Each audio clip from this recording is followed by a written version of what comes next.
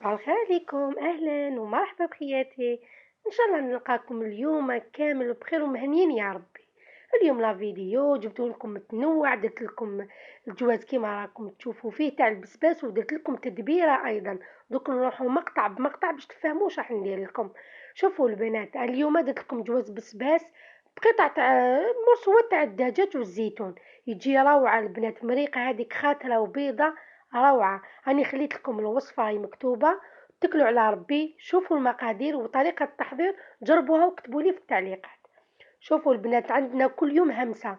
اليوم راح ندير لكم كاين وحده قالت لي كيف نقول لكم، كتبتها لي قالت لي كيفاه عندك وليدات وتنوضي تكملي، وقلتي نكمل شغلي وديري روتينات والدنيا تاعك بنيان. شوفي حنونه، هذه الميساج نعطيه لكل وحده راهي تربي عندها وليدات.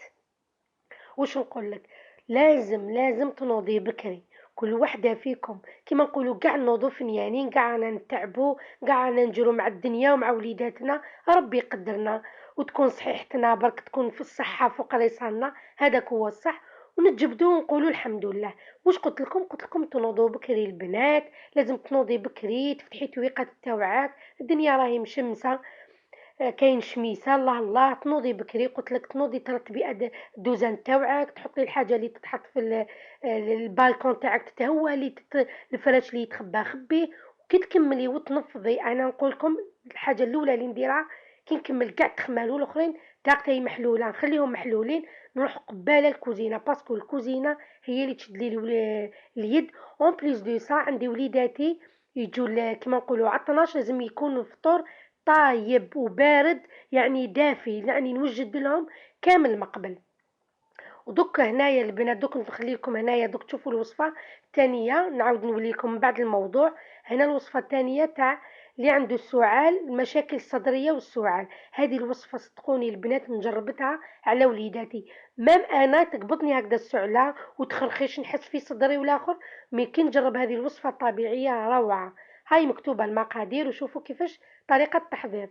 قلت نعاود نولوا للموضوع.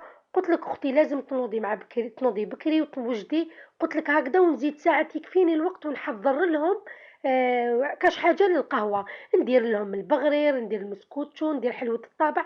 والله يا البنات غير نوجد كلش صباح.